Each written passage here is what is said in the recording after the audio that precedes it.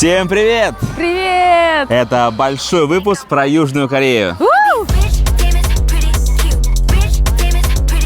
Начинаем со столицы страны Сеула. Это вообще отдельная вселенная. Это город, который умудряется быть сразу всем. С одной стороны стеклянные джунгли, с другой тихие буддистские храмы, горные тропы, по которым можно подняться выше небоскребов и увидеть город с высоты птичьего полета.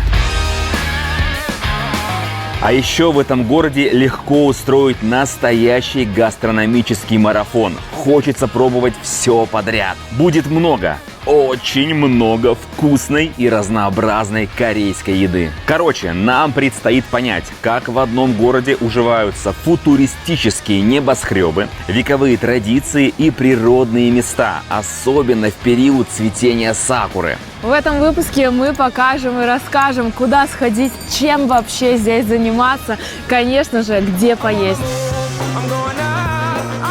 Сеул – это столица Южной Кореи и дом для почти 10 миллионов человек. Это пятый по величине город-миллионник в мире, который ежегодно привлекает миллионы туристов со всего света. Итак, наши первые впечатления. Мы вышли прогуляться по Сеулу. Обычный, стандартный азиатский город. Небоскребы.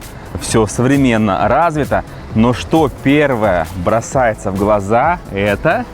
Чистота. Абсолютно верно. То есть, если взять Бангкок, там может где-то подванивать, где-то может пробежать крыса, а здесь прям идешь. Вы посмотрите, какие чистые дороги, тротуары.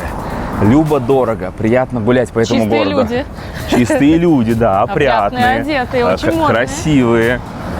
То есть, да, это не стандартный азиатский город. Я вначале сказал обычный азиатский город, потом сказал нестандартный. Получается, это биполярный азиатский город. Прямо в центр города мы доехали из аэропорта на автобусе. Это очень удобно. А как мы сюда добирались, что нужно для въезда в страну, Лиза сняла отдельный влог. Прям как мы из дома выехали, летели, пересадки.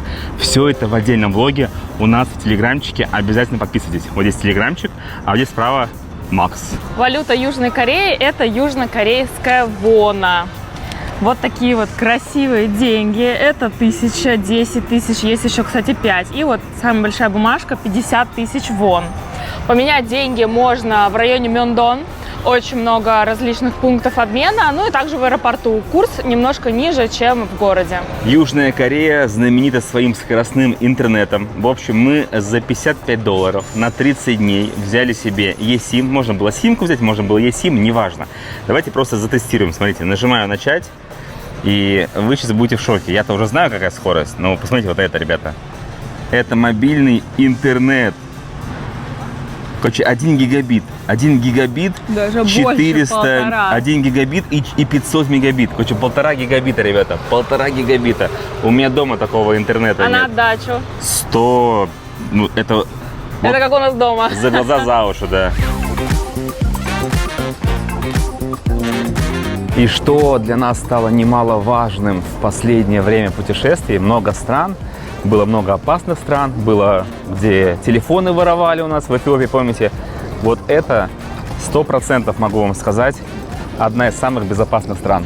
Вот ты гуляешь, да, чувствуешь себя в безопасности. Телефоны, камеры, дроны, еще по барабану. Вот так все, вот висит просто, да, никакие веревочки не нужны, никто ничего тебя не сворует. Технику оставишь на скамейке, никто трогать ее не будет. Через 2 дня придешь, там ноутбук лежит, можно забрать. А вот на этом перекрестке, так вообще, если посмотреть вверх, вокруг эти небоскребы, немножко напоминают Нью-Йорк, но в Нью-Йорке достаточно грязно. Очень много бомжей, а здесь ни одного бомжа замечено не было, и дороги как будто бы с мылом все отмыты. Чистота. Очень широкие тротуары, если можно их так назвать. Это даже не тротуары, это прям целые парки вдоль дорог города. То есть широкие дороги и широкие тротуары для прогулок. Для полного погружения в инфраструктуру города. Ребят, смотрите, как все чисто, опрятно. И в центре города имеется вот такой вот ручей.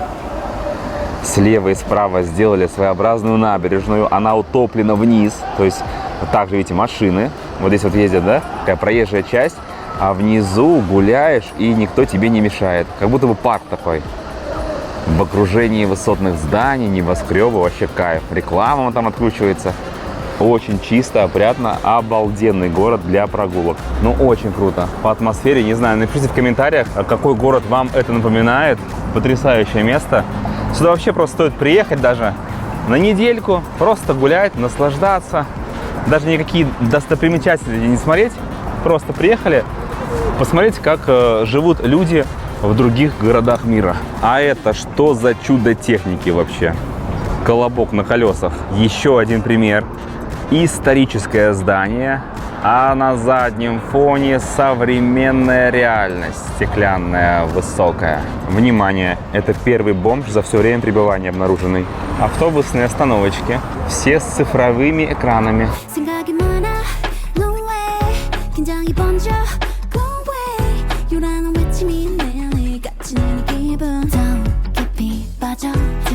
Во всех парках Сеула такая красотища во время цветения сакуры. Ребята, мы с Пупсиком попали в сказку. Очень Посмотрите. красиво, вообще Обалденно. великолепно. Особенно, когда камеру так вот вниз опускаешь, бам, там голубое ясное небо и цветущая сакура. А когда дует ветерок, как будто в сказке. Да, так она так разлетается, как будто в какой-то игре находишься виртуальной.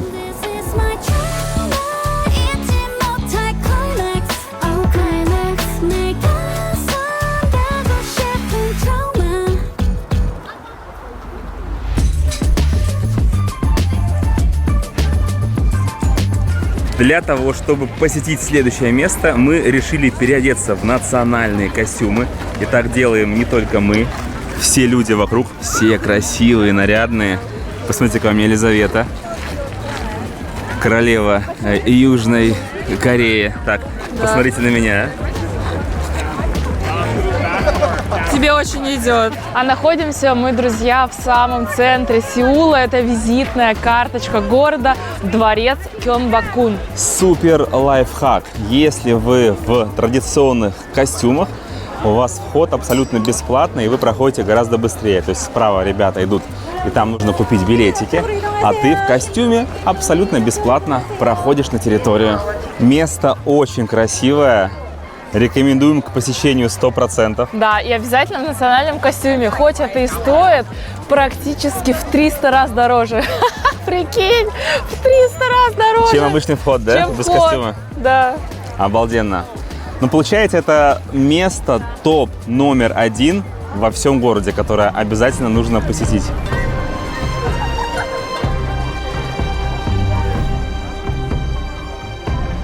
В это место лучше приходить именно в нарядах, потому что все остальные люди, которые вот вокруг ходят, это как какая-то биомасса. Ты даже ее не замечаешь. Обращаешь внимание только на красиво одетых людей. Это главный и самый большой королевский дворец Сеула, построенный еще в XIV веке. Название переводится как «Дворец сияющего счастья». И этот дворец сильно пострадал во время японских вторжений, но позже был восстановлен. Здесь находится тронный зал и королевские покои, и считается, что это один из самых фотогеничных дворцов Кореи. Огромная территория, такой простор для прогулок, обалденно. Из одного места плавно переходишь в другое. Тут уже у нас вид на пруды, на горы, красивые исторические здания и, конечно же, сакура цветет.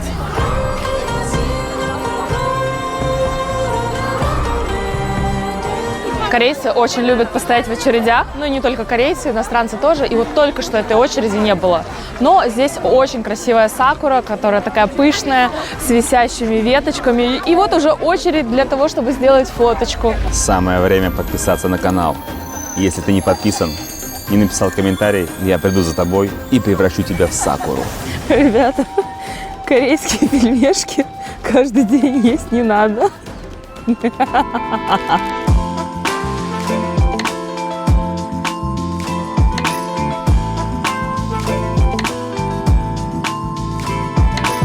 Для тех, кто любит фотографии, это идеальное место. Это я, блин, так классно. Ребята, берите обязательно штатив с собой, фоткайтесь в каждом углу. Кстати, костюмы на 2 часа даются, и за это время можно успеть столько фотографий сделать. Они будут в Телеграме и в запрещенных соцсетях, обязательно подписывайтесь.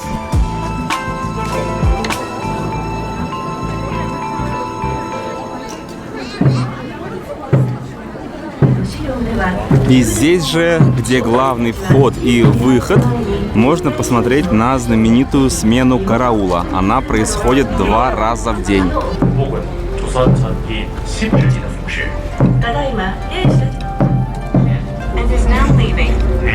И с этими ребятками даже можно сфоткаться. Когда ходишь на территории замка, это еще более-менее нормально. Когда ты вот в город выходишь, посмотрите, идет она. И для ориентации. Если вдруг вы тоже захотите взять себе эти наряды, они находятся рядышком с главным входом в замок. А магазин вот так называется Hanbok Town. Вы его не пропустите, потому что прямо на улице. Вот, наряды мужские. Потом вот сюда вот вы заходите внутрь, здесь очень много людей, соответственно. И огромный выбор всего. Вот у нас тут шляпы. Вы можете быть и воином, и царем, и холопом. Выбираете, вот тут все оплачиваете, а вон там есть ящички, куда можно свои вещи убрать на хранение. Соответственно, да, вообще. Соответственно, мы пришли, сейчас вот там заберем наши вещи.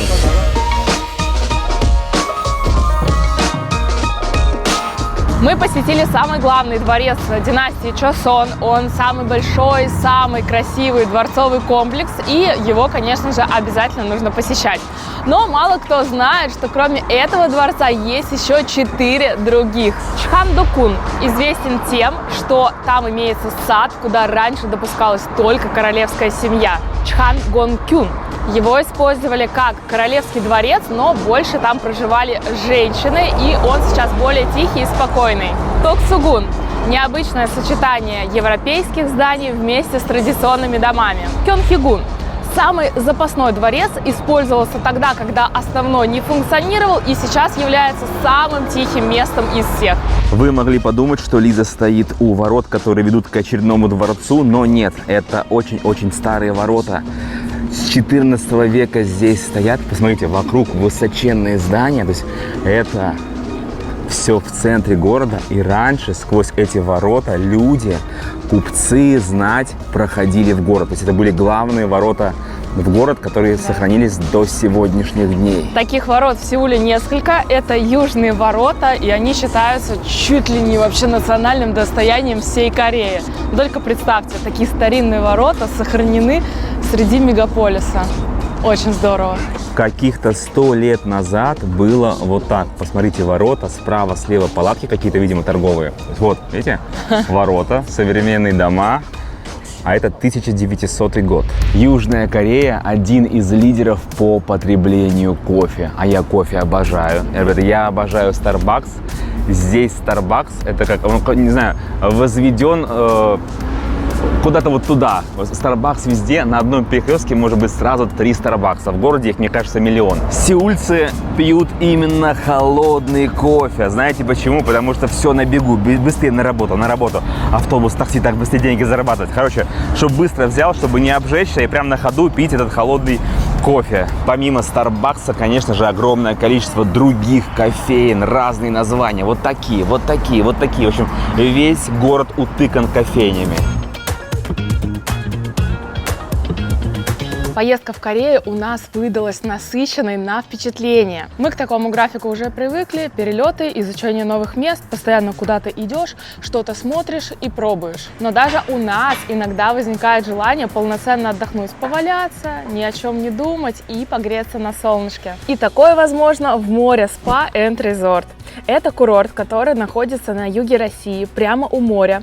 Большая территория, много зелени, несколько пляжей, 3 спа-комплекса.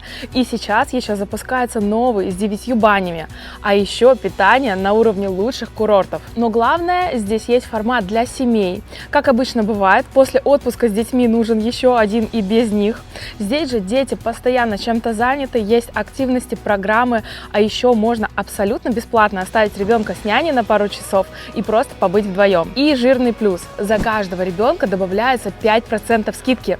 Чем больше семья, тем выгода заметнее. Море, спа и резорт – это действительно то место, где родители отдыхают, а у детей своя насыщенная программа.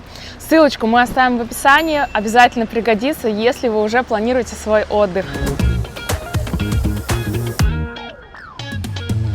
Мы в традиционном корейском ресторане, и самое время отведать корейской кухни. Сегодня мы будем есть блюдо, которое так и называется – хот-pot с рисом и свининой. Что мы делаем? Здесь необычная подача. Для начала мы открываем прекрасный горшочек и перемешиваем все, что лежит внутри. Там рис, видишь, там много риса внизу. Много риса. Много риса. Все это хорошенечко нужно перемешать. Все перемешанное, вот так вот уже замиксованное. Отсюда выкладываем. Оп. Состав простой. Это рис, свинина, ну и какие-то овощи. Здесь лучок, зелень. Просто берешь. Ну, естественно, нужно есть палочками, но я уже ложку взял в руки. Очень вкусно. На плов похоже. Также вот в такой красивой бутылочке горячий бульон. Его мы заливаем вот сюда. Как видите, там рис пригорел.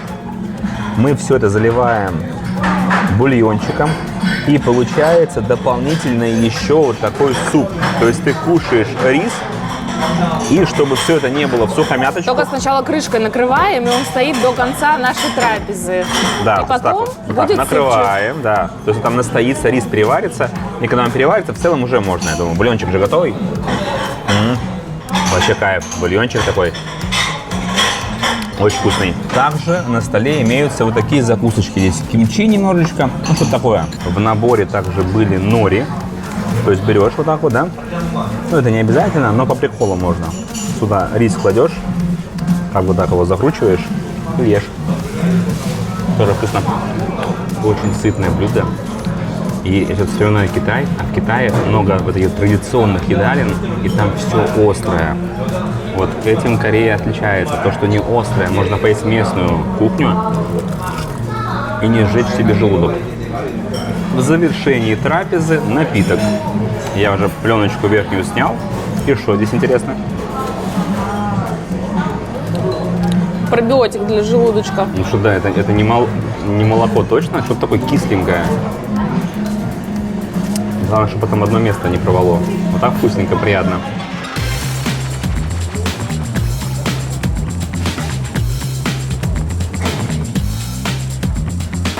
Живем мы в районе, который называется Мёндонг, и кажется, это отличное место для того, чтобы исследовать город. Если вы первый раз в Сеуле, здесь все есть. Здесь есть и где поесть, рынок рядом, магазинчики для того, чтобы пошопиться. Ну и, конечно же, близко метро, автобусы. Удобно кататься по городу.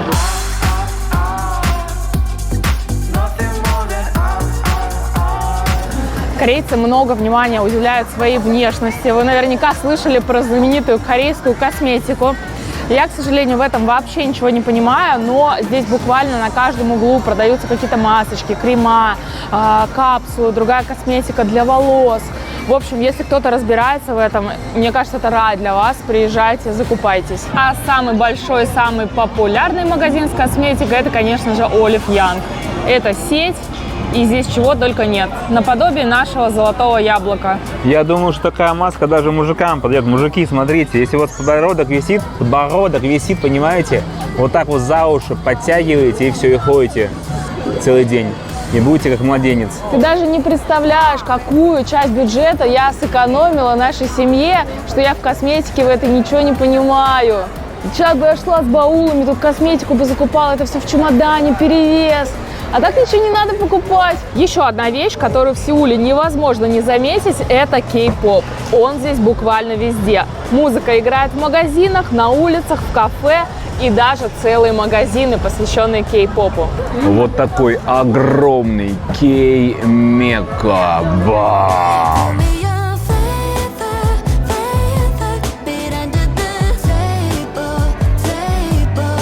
Такое ощущение, что здесь продаются вещи из параллельной вселенной, в которой мы с Лизой никогда в жизни не жили. Какие-то диски, какие-то лица неизвестные для нас. Но опять же, это наша проблема, что мы их не знаем. Это какие-то звезды, понимаете? Тут можно с ними блокнотики, диски купить. Да здесь даже хлопья продаются с известными кей-поперами. Так этих девчонок-то я знаю. Оказывается, я еще не такой старый. Я суперстар, потому что что это? Кто это? Это Blackpink. Я знал. Этих красавчиков я знаю, они стопудово из BTS. Хотя, возможно, все лица у них похожие, может быть, они вообще из какого-нибудь TVS. А как насчет кей-поп матрешечки? Короче, кей-поперы всех стран, приезжайте в этот магазин и объединяйтесь. Да что уж говорить, имеются даже целые туры кей-поп на автобусе. А вот, кстати, и наш отель. Почти без окон. Такая интересная дверь. Просто толкаем ее с улицы. Поднимаемся на второй этаж пешочком. И нас встречает своеобразная зона ресепшена. Прямо вот в этом автомате мы заселились. Нам вот отсюда выползли ключи. Сейчас в номер зайдем, все покажу. Тут есть также вот автомат. Можешь что-нибудь себе прикупить интересное. Сами понимаете, да? Тут все написано. Карточку вставляете. А вот тут я совершенно бесплатно каждый день брал воду. То есть полностью самостоятельное заселение. Карточку вот так даешь. Что мы получаем, внимание, за $200, ребята, $200. Вот главный вход. Тут у нас душевая и туалет. Такая маленькая компактная территория. Мало места, поэтому у нас прямо вещи вот в чемоданчиках перед входом лежат. Здесь же сразу кровать, там 2 тумбочки. Вот стул, кстати говоря, 2 кресла игровых. Один мы как вешалку используем, потому что места нет. Это прикол, действительно. Здесь 2 игровых компьютера стоит прямо в номере. То есть можно садиться, играть в игры, выходить в интернет. Такое у нас впервые. Там чайно-кофейная зона, халатики есть. Тут еще маленький стол. В общем, как бы тесновато, конечно, но зато мы живем в центре города и всего лишь одно такое маленькое окошечко. Форточка.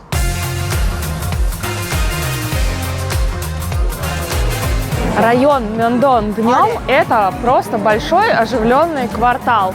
Но самое интересное начинается вечером, когда темнеет, улицы превращаются в один большой ночной рынок. Залетаем на вечерний рынок еды. Слева и справа это все лавочки.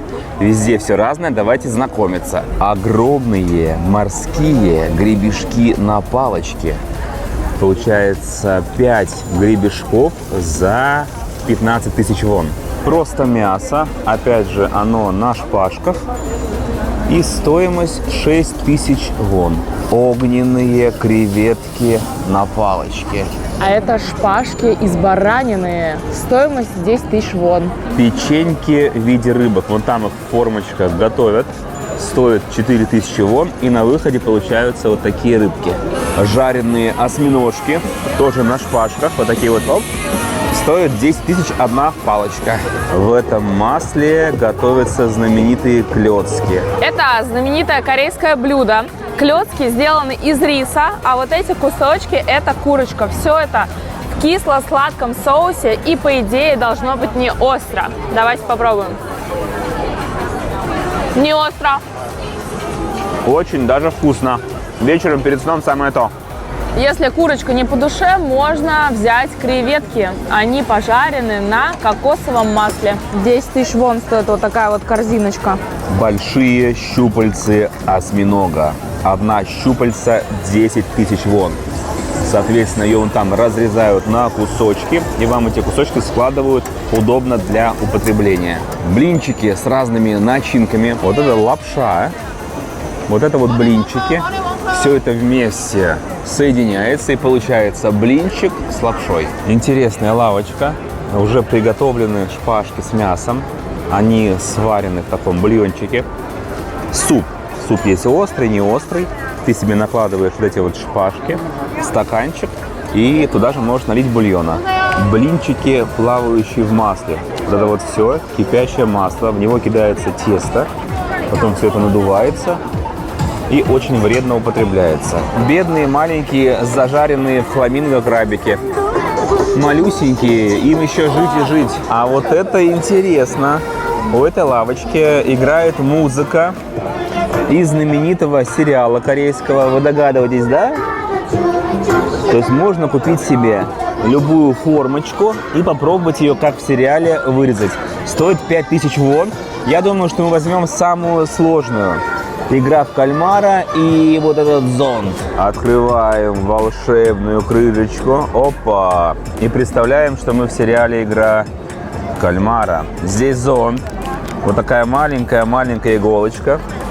Соответственно, мы должны все это открыть и начинать так царапать. Ну и если сломается, то мне пуля в лоб прилетит. Попробуем. Иголочка, зонтик. И начинаем, то есть вот так вот, да? Это что-то оказалось очень сложно. Это нужно сидеть, наверное, весь день вот так вот ее чирикать. Ой, ты проиграл в самом начале, ты что, прикалываешься? Я думаю, что я вот так, смотри, я хотел вот так ее проткнуть, смотри. Так нельзя так делать. И она треснула сразу. Вот так надо было делать, смотри. Ой. Ну вот, меня застрелили только что. Но так как мы не в сериале, как видите, я остался живой, давайте попробуем. Это чисто все жженый сахар. Здесь, сколько здесь калорий, господи. Просто сахар жженый. Знаменитый egg bread. Всего лишь 2000 вон. Вот такая вот булочка. А сверху просто жареное яйцо. Конечно же, жареные пельмешки. 6000 вон. Разные формы. Фрукты в стаканах. 6000 вон 1 стакан. Причем можно употреблять прямо вот так вот из стаканчика. Палочка брать есть. А вам также могут из этого сделать шейкер патимейкер. 5000 вон, и вы получаете фрукты в сахарном сиропе на палочке. Берем знаменитый гарлик бред. То есть булочка с чесноком и, видимо, еще с маслом. То есть изначально булочки необычные. Их вот так вот нарезают, потом жарят. И вот такая история на выходе, запеченная. Итак, чесночный хлеб. Отламываем. Это к борщу идеально. Сейчас бы борщик и чесночная вот такая вот булочка. Очень вкусно и очень жирно. А что это такое? Вот это вот? Какой-то крем взбитый. Сладкий? Вот такой сладкий со вкусом чеснока. Если вдруг заскучал по паттаю тайскому, здесь есть нечто подобное.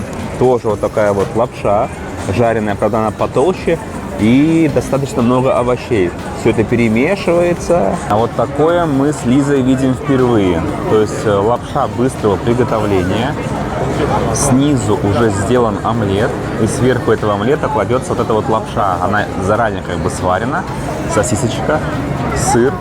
Обалдеть. Интересный вид роллов называется гимбап, то есть это нори. И в норе закручены разные начиночки. Получаются длинные роллы. 6 штук, 6000 вон. Мороженое в маршмеллоу. Разная начинка, сверху маршмеллоу. И все это жарится на огне за 8000 вон. Нормальная цена за кальмар. То есть огромный кальмарчик за 12 000 вон. Эти рынки просто бесконечные. То есть перекресток. Вон туда уходит рынок, вон туда уходит рынок, вон туда уходит рынок, и вон туда уходит рынок. Бесконечный. О, стейки нам надо. Вечером самое то.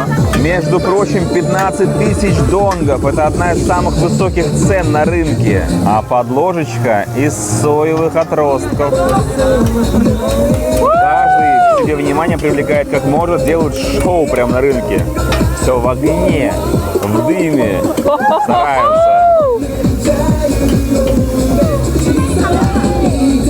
Написано, если стейк будет невкусный, деньги вернут. Ну погнали. Отведаем этот божественный стейк. Приготовление было шикарное шоу. Что, как в ресторане, что ли? Вообще, ты чё? То есть деньги не идем возвращать? Такой мягкий. Вина красного еще бы, да, сюда? Это супер. Опа. То, что сюда сою кладут, это хорошо, потому что овощи полезно. Свежая соя. Берем стейк. Это очень круто. Вообще. Да прям как в ресторане. То есть вкус как в ресторане. Medium well. Потрясающе. И опять же, вспоминаю Китай и его вечерние рынки еды. И там, честно говоря, сложно найти что-нибудь такое не острое, потому что не острое только пельмени. А здесь в целом почти все. Корейская еда на этом рынке, ну, почти все не острое. Все можно есть. 20 тысяч вон, оказывается, есть подороже на рынке. И это лобстеры на гриле. Если вы на рынке наели столько, что уже не влезаете в свои штанишки, можно прямо здесь прикупить новые. Всего 15 тысяч вон. Еще бы, с такой-то едой. Вот, пожалуйста, картошечка. 8 тысяч вон. Красиво вам ее упаковывают. И сверху разные соусы наливают. А вообще здесь не только еда. Вот, пожалуйста, можно магазин Кодак увидеть. Большой двухэтажный магазин. Были раньше когда-то такие ребята, Кодак, помните? Все мы ходили, пленочку проявляли. Вот они до сих пор есть. Можно прикупить их сувенирную продукцию. Тут вон и футболочки, и разные яркие кепочки, и вот сумочки поясные. Прикольненько. В качестве сувенира почему бы и нет. После мяса самое время мороженое, которое внутри маршмеллоу попробовать. Вот так нам его разогревают, чтобы маршмеллоу поплавилось, а внутри осталось мороженое. Причем это сейчас достали его там из холодильничка прям. То есть там точно все замерзшее. Thank you. Стоит 8 тысяч вон. Расти, попа, большая има. Ну, это вообще, конечно. Попробуем сейчас. Жареное маршмеллоу. Не тянется, но, конечно. Вот так вот.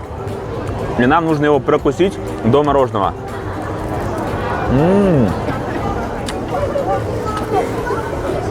Внутри сливочное мороженое. Не обманули. Очень даже вкусный десерт. Апельсины, грейпфрукты. 7 тысяч вон. Из разряда мороженого вот тоже есть моти. Там внутри мороженка. 7 тысяч вон они стоят. Смотрите, какие красивые, миленькие. С разными начинками красивыми. И вот такие есть плюшки. Мексиканская лавочка с тако. Один тако 9 тысяч вон. 10 тысяч вон, и у вас во рту ролл из поросенка. Честно говоря, пахнет не очень. Возможно, на вкус получше. Такие вот огромные роллы, укутанные в бекон. Гигантские. Чего здесь только нет. Даже жареный сыр. 5 тысяч вон. Печеньки рыбки мы уже видели. А как вам печеньки Кроксы? Пожалуйста. Тапочки знаменитые. За 8 тысяч вон одна тапка. Ну и если уж вам вообще ничего не приглянулось, можно по стариночке Ахмед Кебаб. Вы можете сколько угодно смеяться, но идеальное место для завтрака нет. То есть если обеды там, это все можно найти, вкусная кухня, а позавтракать хочется именно вот так. Вот такого, к сожалению, нет, да? Значит, Макдональдс. Та-дам! 4 бургера маленьких, хэш-браун, кофеечек и чай стоят 20 тысяч вон на двоих. Мне кажется, отличный способ начать утро. В плане обеда нет никаких проблем. А чтобы прямо с утра яичко, вкусная булочка, что-то более-менее похоже на наш такой стандартный завтрак, это только в Макдональдсе. Потрясающе. Вкус утра и кофеечек.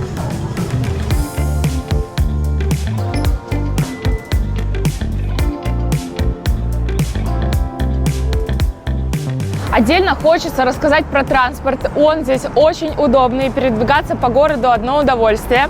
Можно воспользоваться метро, автобусами и, конечно же, такси. Такси – самый дорогой способ передвижения. Пойдемте прокатимся на метро. Метро. Первые впечатления. Очень много рекламы. Такая все горит, сверкает. Нам впаривают разные бренды, разные товары. Магазинчики есть. Сувенирная продукция продается. Даже вон там вот выпечка, хлеб. Короче, все нарядно. Зашел, даже если вдруг не успел позавтракать, можно прямо здесь булочку прихватил и погнал на поезд. Для того, чтобы пользоваться общественным транспортом, понадобятся вот такие карточки. Это travel-карточка действует и на автобусы, и на метро. Ей даже можно расплачиваться в некоторых магазинах. Стоит такая карта 4000 вон.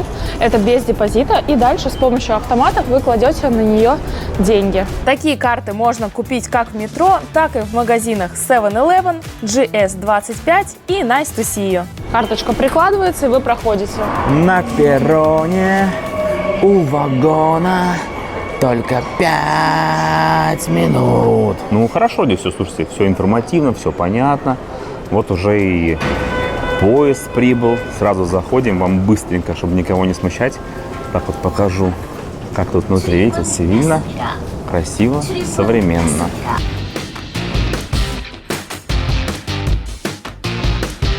В этом метрополитене более 300 станций. Ну, мы так прогулялись, посмотрели. Не супер, конечно, современно, но оно выполняет, главное, свою функцию отлично. Прямо из метро, не выходя на улицу, мы попали в торговый центр. А в этом торговом центре одно из популярнейших инстаграмных мест. Это огромная библиотека, вот такая. Высоченные стенды с книгами. То есть все это можно взять, почитать. Вот прямо тут сесть. Ну, конечно, в таком шуме, не знаю, как люди здесь читают. Но, как видите, популярное место. Сразу же эскалаторы вверх, вниз. Ну, прикольно, пофоткаться круто. Очередь стоит, чтобы сфоткаться вот здесь. Ну-ка, какая локация? Вот такая. Ага, то есть вот сюда вот так встаешь. Любят они в очередях стоять, чтобы классные фотки сделать. Не, прикольно, мне нравится. Но в очереди стоять я не готов.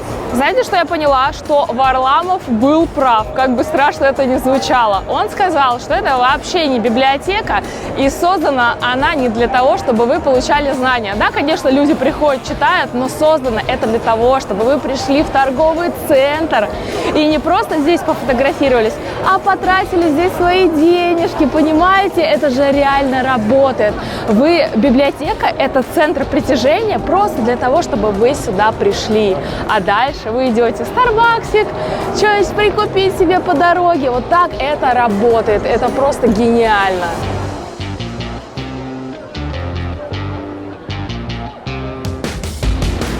Льет дождик, и мы дальше двигаемся уже не на метро, а на автобусе. До нашего автобуса там осталось буквально пару минут. Очень удобно, вот там табло. На этом табло прям написано, сколько минут до твоего конкретного автобуса. В общем, сидим, ждем в современном городе. Чтобы легко ориентироваться в городе, скачайте себе приложение Kakao Map. И здесь, такое же, в принципе, действие, как и Google. Вводите откуда куда и показывает все виды транспорта, как добраться, остановки, через сколько приедет автобус. Очень удобно. А вот и наш красавец синенький, 342-й. Когда заходишь в автобус, обязательно нужно приложить карточку. Вот ее пропикиваем. Раз карточка, два карточка. И потом, когда будем выходить, тоже нужно будет карточку пропикать. Автобусы удобные, комфортные.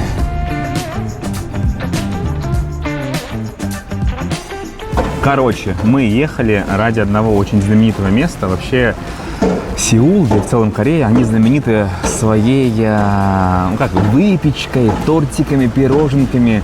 Здесь очень много всего этого сладкого, вкусного, но есть популярные заведения, в которые ты приходишь, а здесь огромная очередь, и, честно говоря, я ненавижу очереди. То есть, если вот местные любят очереди, в них стоять, я ненавижу. Почему приехали? Я расстроился. Там, в общем, музей булок, пирожных. Ты на них смотришь, они на стендах стоят, можно их взять, съесть. Место вот у вас на экране подписано. Обязательно приходите. Надеюсь, вам повезет. Но, к сожалению, мы в очередь стоять не будем, потому что это перебор. Короче, оказалось, что это очередь на вход, и мы все-таки сюда попали, потому что открывается только в час дня. А мы как раз без 5 час пришли и уткнулись в эту очередь. Я очень рад. Я уже думал, все, уже уходим. Мы уже собирались уходить, и тут раз очередь двинулась, и все открылось. Пожалуйста, ребята, вашему вниманию одни из лучших десертов в Сеуле. Каждое пирожное как произведение искусства и ощущение, будто находишься в музее.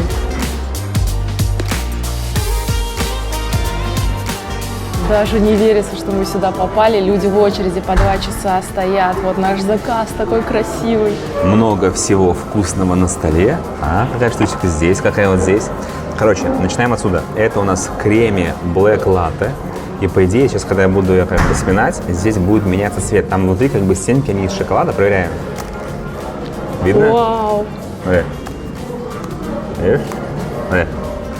Вот так вот что-то делаем. А что это такое? Это яйцо?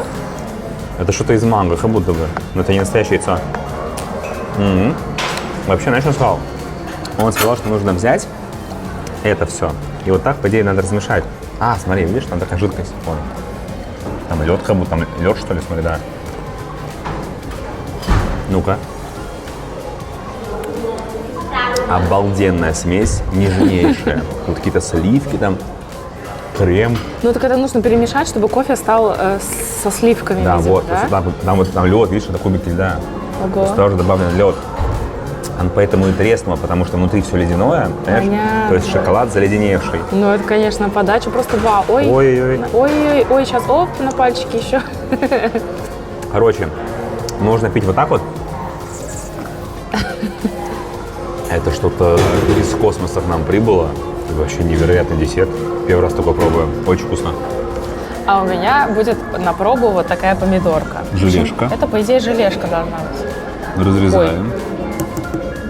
Что жесткое, нельзя разрезать. Ты разрушила произведение искусства. Там внутри какая-то начинка. Как помидор, видишь? Ну пробуй. Зачерпывай, то есть прямо вот эту жижу с желе вместе. Какая подача И интересная. скажешь нам, как оно на вкус вообще, что это такое? На что похоже? Вкусно хоть? Это желе, а внутри клубничный джем с мятой. Еще бы раз такое взяла? Да. Ясно, значит вкусно.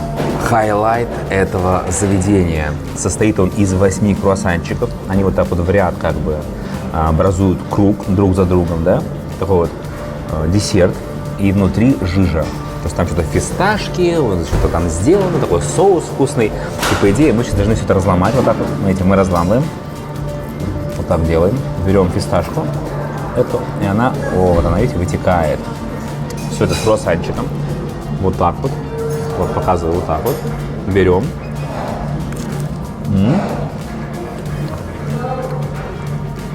Это очень вкусно. Я взял бы такое еще раз. С кофеечком, с чаечком. Обалденно. Черный круассан. Очень нежный. Нежное тесто. Ну вот недавно сделано. Я полностью допил этот напиток, и я был прав. Видите, он там разломанный шоколад. То есть он весь, тоненький шоколад, был на стенках. Потом я его сломал. Я нас поздравляю, мы очень вкусно отведали десертов. Плюс 2 килограмма на живот, да, на попу сразу же. Очень много И калорий. минус 52 тысячи вон. 52 тысячи вон за все вышло у нас.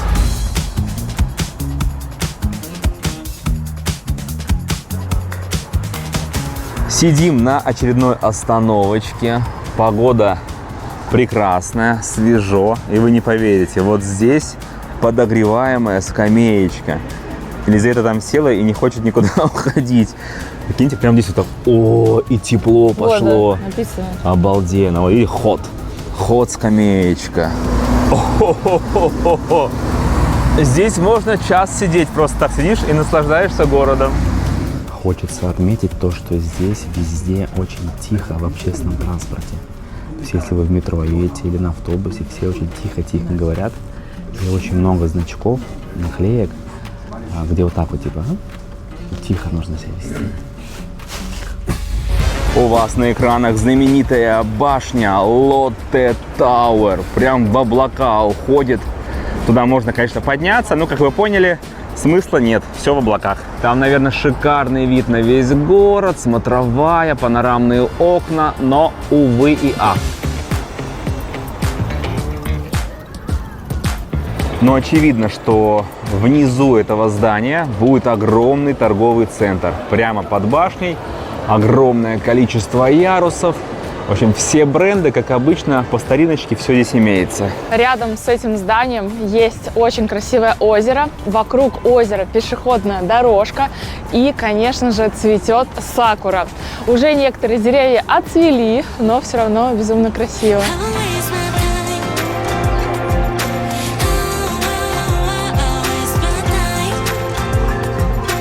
Опадают последние лепесточки сакуры. Вот они, надеюсь, вам видно. И все прямо сюда, на дорожку, усеяно этими лепесточками. Девчонки ловят лепестки. Если вы вдруг не в курсе, то сакура – это японская вишня. Символ быстротечности жизни И весны. и весны. И цветет всего 1-2 недели. Поэтому нужно успеть на это дело все посмотреть. И нам повезло.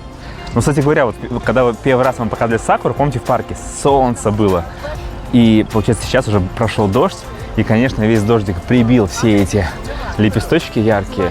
В очередной раз убеждаюсь, что мне в последнее время заходит именно вот такой климат, знаете, когда прохладно, все эти вот моря, Азия, когда жара, влажность. Вот здесь вот уже. Уж уже 90 стран, и вот так я получаю больше удовольствия. Напишите в комментариях, какие путешествия вам нравятся. Прохладно или когда жарко, все стекает в трусы там. Фу, господи. Вот самый кайф.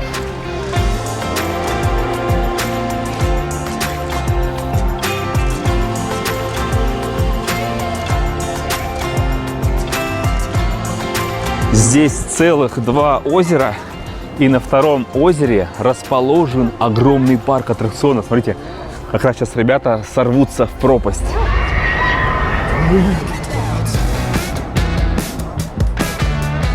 Удобная здесь инфраструктура, я конкретно удовольствие получаю. Нагулялись по парку, здесь же метро, быстро в него прыгаешь и в любую точку города отправляешься.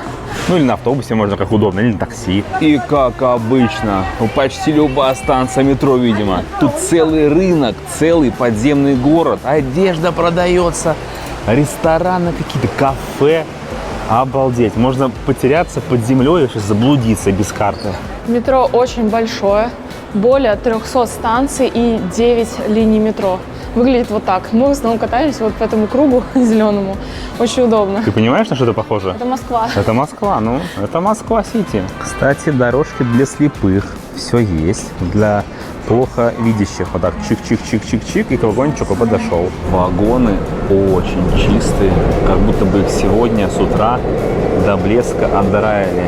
Чистейшие полы. Очень приятно здесь находиться.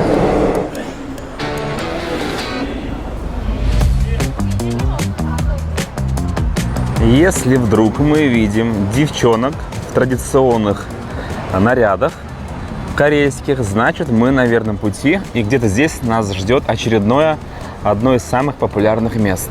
Не обязательно во дворце переодеваться, можно в целом там просто погулять, а вот в этом месте, наоборот, уже сделать из себя что-то вот в этом духе. Прямо из центра города поворачиваем в деревушку с маленькими низенькими домами.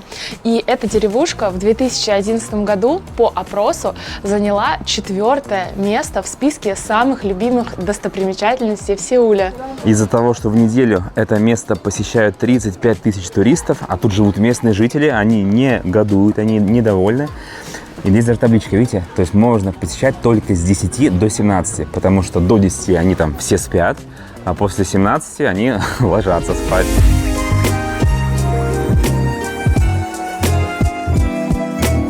Раньше в этом районе жили чиновники и знать. Ну, короче, богатые люди. Сейчас в целом ничего не изменилось. Вот видите, одна тоже здесь живет девочка такая вот богатая. Посмотрите на нее. Я специально с собой в кармане носил ее такой красный, красивый головной убор. Не, место прикольное. Я думаю, что и сейчас вот в этих домах живут далеко не бедные люди. В этой деревушке огромное количество фотоспотов. Они все отмечены на карте Organic Maps. И вот один из таких фотоспотов с видом на сеульскую телебашню. Очень красиво, вообще просто атмосфера круто.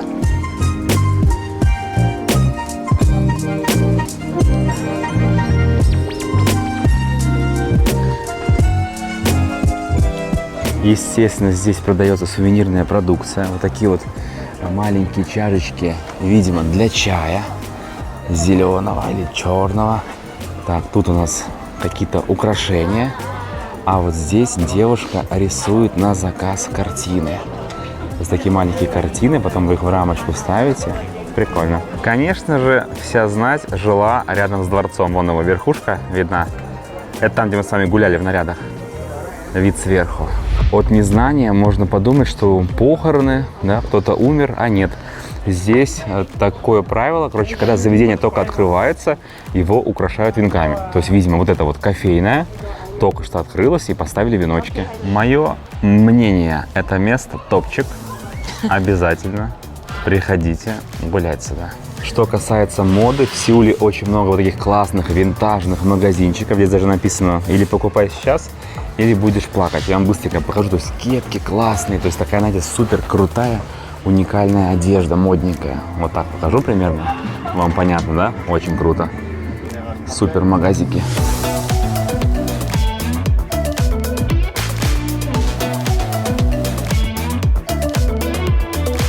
А какой стилевый Adidas в кирпичном здании. Все туристические места, более-менее значимые, они вот такие. То есть, причем, может быть, одна достопримечательность, а вокруг нее узкие улочки. Здесь очень-очень много людей, все гуляют. Тут много еды, стритфуд. Ну, в целом, сувенирки много. Ну, классно вообще. Мне очень нравится. Невозможно удержаться и что-нибудь себе не купить. Встали в очередь. Да, обязательно. Ну, в очередь это просто обязательно. Причем мы шли, и именно из-за того, что очередь, значит, место какое-то вкусное, решили попробовать. Короче, там какая-то картошечка, она вот типа картошечка фри, но с какими-то специями. Сейчас попробуем. К сожалению, мы обломались, потому что здесь нужна физическая карта. У нас есть Apple Pay, к нему привязана карта. Просто имейте в виду, что в Сеуле во многих местах нужна физическая карта, а мы просто с собой не носим ее, чтобы не потерять. Ну, типа везде Apple Pay принимают, но есть места, где не принимают, блин. Очень много бутиков с очками. Лиза заходит в каждый. Но вот нравится человеку вот такие вот маленькие очки, да? Смотри, какие вот эти классные. Я уже себе купила одни на улице Мёндон. Стоит, если в рубли переводить, типа 2000 рублей, да? 3000, очки? да. Магазин называется «Алло». Где мои очки? Та-дам! Короче, я купила 2 пары. Ребята, вообще улет. Первые, они такие стандартные. Дают чехлы, вот такие вот коробочки к каждой покупке. О май гадабл. Слушай, ну неплохо. Вообще, очень даже неплохо. Стиль. Вторые, Лолочка, ты сейчас упадешь. Даже я не знаю, на что там на глаз положила. Первые-то я видела, а на вторые еще прикупила. Ну-ка, давай. Лолочка готова упасть. Фига, это фиолетовые получается, да? Они бордовые. У меня есть бордовый шарфик. Это какая-то матрица уже. Очень классные. Они розово-бордовые, то есть цвет розовый.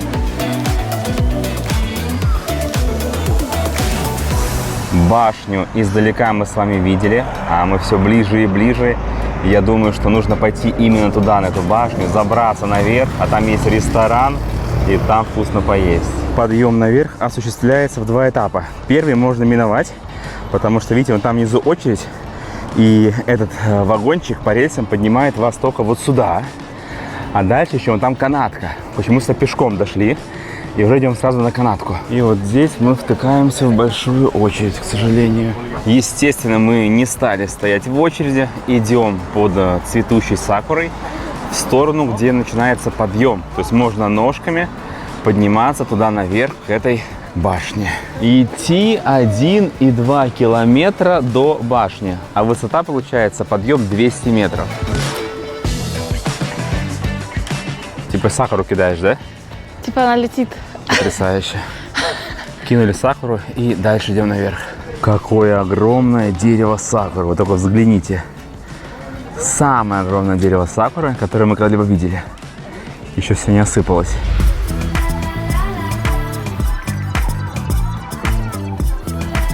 У меня стойкое ощущение, что мы сделали правильный выбор. Эта канатная дорога вообще, в ней нет никакого смысла. Зачем стоять в очереди? Здесь идешь, такая сакура, поднимаешься, дышишь свежим воздухом, красота. Буквально пару шагов и уже открывается шикарный вид на город сквозь сакуру. А также мы с вами можем наблюдать Эйфелеву башню. Это как вообще? Ну, решили, видимо, воткнуть, да, чтобы туристов привлекать. Все уважающие себя площадки смотровые во всем мире обязательно должны быть оборудованы вот такими стендами, где видно, что где за здание на горизонте. А что касается подъемчика, то он, мягко говоря, не супер легкий. Постоянно вверх. Обманул вас. Не всегда вверх. Есть вот такие вот дорожки, где можно отдохнуть перед следующим подъемом.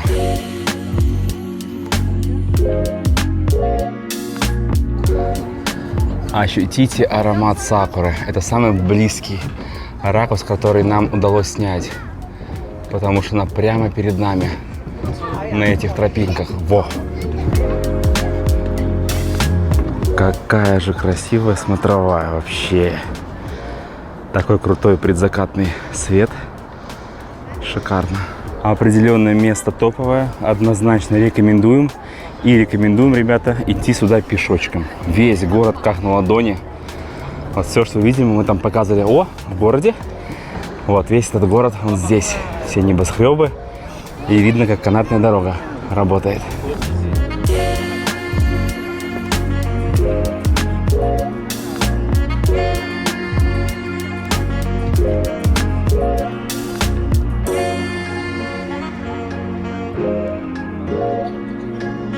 Наверху такая специальная зона, где можно повесить замочки. Замочков очень много. Вот они по кругу идут. И, естественно, все предусмотрено. Ты подходишь, покупаешь себе замочек, да, и маркером пишешь все, что хочешь. Да. Сколько стоит такой? 10 тысяч вон. 10 тысяч вон. Что же мы напишем? Напишем мы, естественно, здесь своим ходом. А оказывается, это еще была маленькая часть замков. Я думал, это все, нифига подобного. Посмотри, какие старые замки здесь все, висят. Да, то есть их не снимают, они заржавевшие. И посмотрите, вот туда вот вдаль, то есть вот мы идем по мосту, там выше еще один ярус идет, обалдеть, здесь миллиарды их. Это жесть. Как просто лабиринт из замков.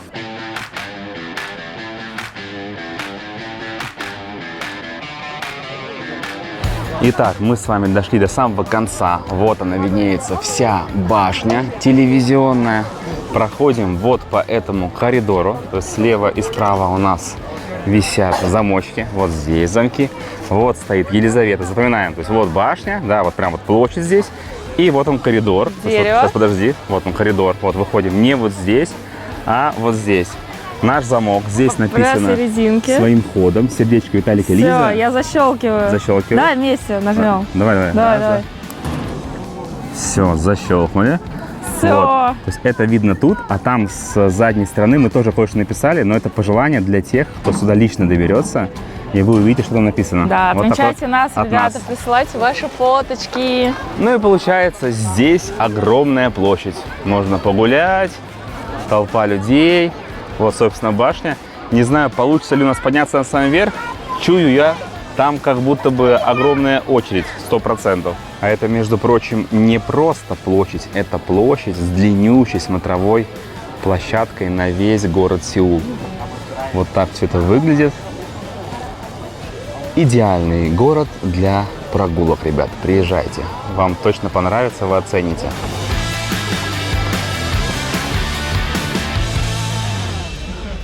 Откроем секрет, мы просто сюда шли, чтобы поесть, ребята. Там здесь много заведений, прямо наверху, рядом с башней. Вот набрали себе вкусных бургеров, кока-колу. Сидишь, вот вон там красивые панорамные виды. Короче, все сюда приходят чисто поесть.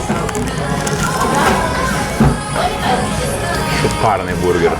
Очень сочный. Короче, будете здесь, вот этот М-бургер, Крафт Бургер Хаус, это просто топ. Разорви лицо. Один из самых вкуснейших бургеров, которые мы Вообще ели. в жизни. Очень вкусно. Лайфхак. С другой стороны горы, здесь же, где башня, есть автобусная остановка. То есть можно так спуститься немножечко, и то есть по другому маршруту встаешь, прыгаешь в автобус и едешь в город. Настало время сменить настроение и вечером отправиться в район Итевон, самый тусовочный район города. Даже здесь в очереди стоят. Ходили в какую-то мексиканскую херобору. Ребята, здесь такие крупяцкие бары. Вот смотрите, какой коктейль у нас. В общем, ночная жизнь в Сеуле есть. И это, я вам скажу, не хуже, чем в Таиланде, где-нибудь на Пхукете, на Банглор-роуд. Вообще, топчик.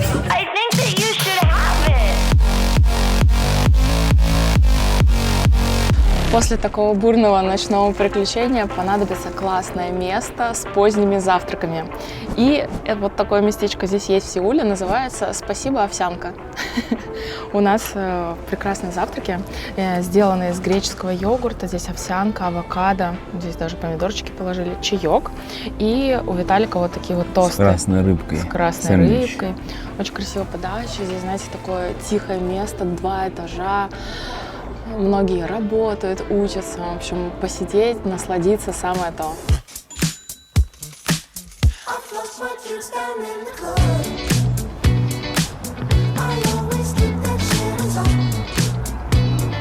В 1960-е годы в городе Сеул правительство начинает максимально все застраивать дорогами. Дороги везде, сверху, снизу.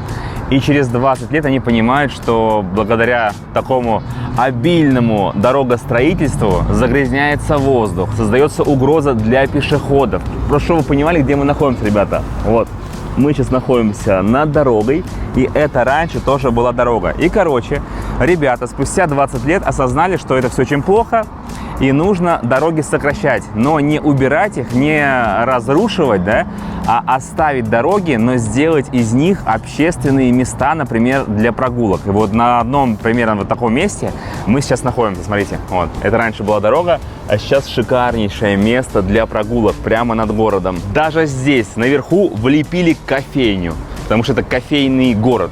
А вообще, согласитесь, это же очень сильно напоминает Нью-Йорк. Помните, мы там тоже гуляли примерно по таким локациям, но там не дорога была автомобильная, а сверху когда-то давно были железнодорожные пути, и это было метро наземное. А здесь, посмотрите, какая красота. Здесь гораздо больше клумбочек сделано, очень много. Клумбы, растения, все такое зелененькое, скамеечки, облагороженное. Идешь, гуляешь.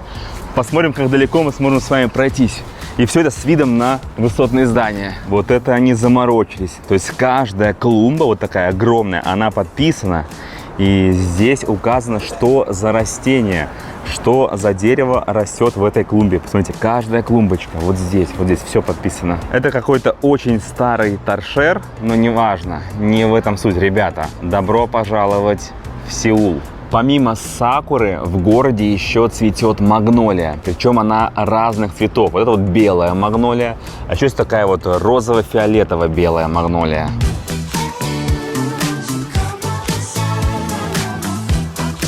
Не длинная, конечно, это прогулочная дорога. Мы уже спустились вниз, как бы по ней вниз так вот плавно переходишь на нижнюю часть города и продолжаешь свое движение. Многогранный город.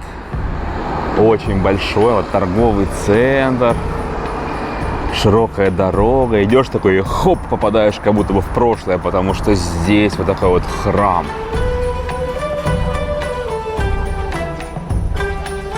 У входа в храм такой пруд, и там сидит хатейчик, понимаете, и нужно попасть ему в тарелочку, которая перед ним. Ну и, судя по всему, загадать нужно желание. Пока вот мы здесь стоим, никто ни разу не попал. А прикольно они придумали не просто навес такой от солнца, а навес, сделанный из фонариков небесных, разноцветных. Смотрится прекрасно, ярко. А еще вот такие вот белые фонарики есть. Очень популярное религиозное место в городе среди небоскребов — храм. Здесь огромная статуя Будды, а вокруг нее такие же маленькие статуи Будды. Очень красиво, тихо, умиротворенно. И все это действительно прямо вот в центре кипящей жизни.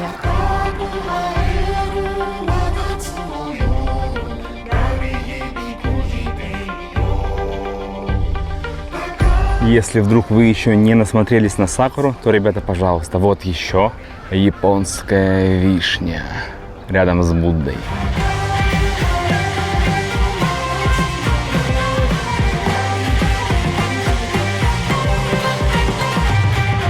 Ни в одной стране мира мы еще не видели такой защиты автомобилей. Смотрите, то есть на всех дверях, ну не на всех, конечно, но большинство, 50%, на двери себе вот такие штучки вешают, приклеивают их. Это для того, чтобы не поцарапать чужие машины. Ну и свою, соответственно. То есть дверь открываешь, может быть, где-нибудь в узких переулках, или когда машина другая рядом припаркована. То есть вот такие вот синенькие штучки клеются на двери. Интересно.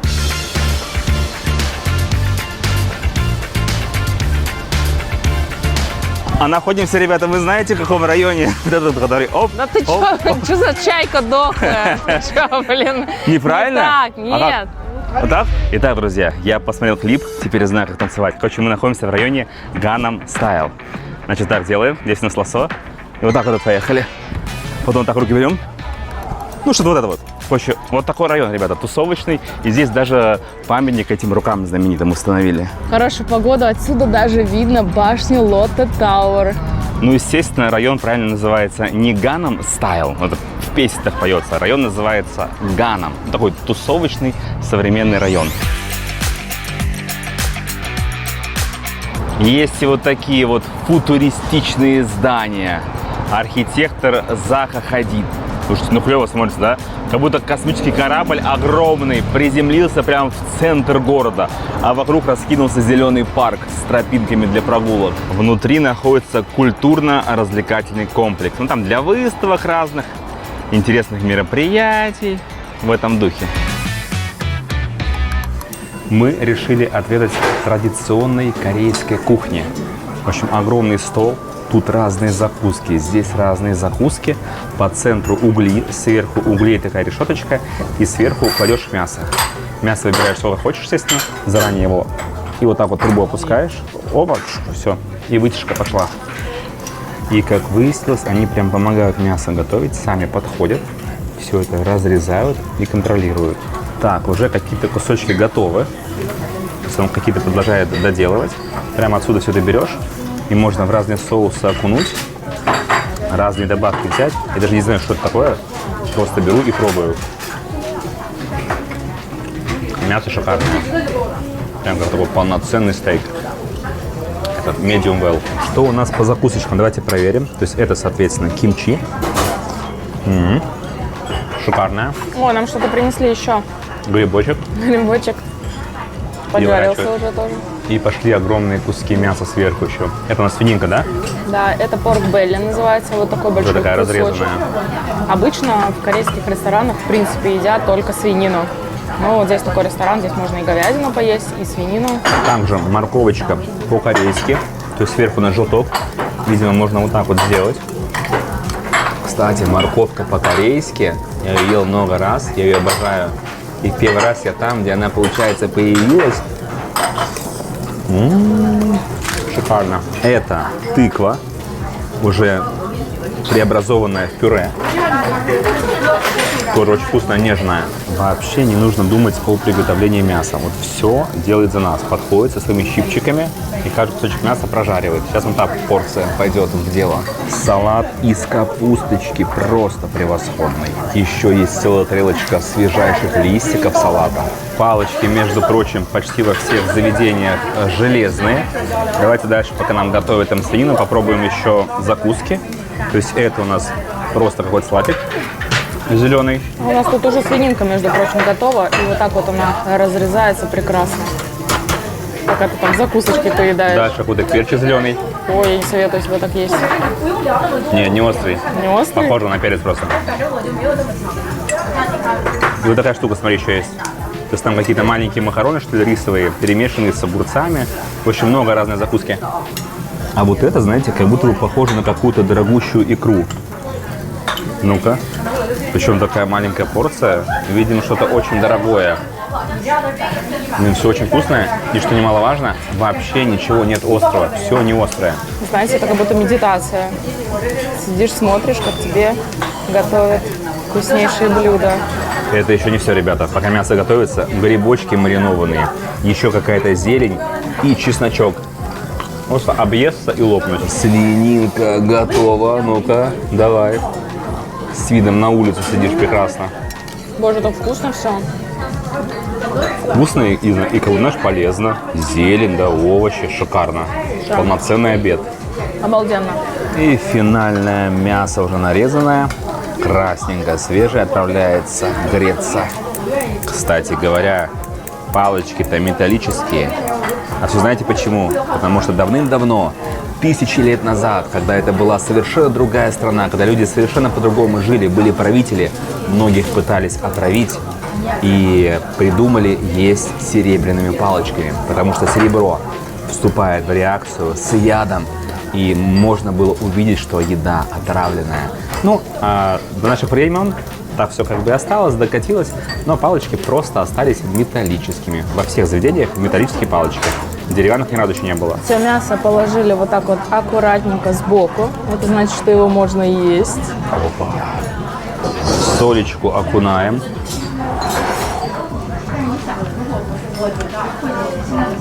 Это просто вау.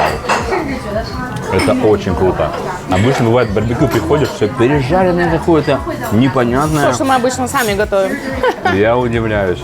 Это очень вкусно, потрясающе. Как в каком-то супер ресторане высокой кухни. 139 тысяч вон. Это топовый ресторан, ребята. От души рекомендую, будете здесь, обязательно приходите. Вот внизу тут название высветилось, прям в Google убивайте, рекомендуем. Немаловажно, это целая сеть заведений. Мы были в самом главном ресторане. Когда будете вбивать в карту приписочку Main, понимаете, Main вбивайте, в самый главный ресторан идете. На самой тусовочной улице здесь. Огромное количество мест, где можно поесть в городе. Вот еще от нас одна рекомендация. Место называется Wow Bros. Находится на Мёндоне. Тоже жаришь сам, могут пожарить за тебя. Очень вкусно. Премиальная говядина. И, ребята, с 3 до 6 бокал вина стоит вообще какие-то копейки, просто 100 рублей.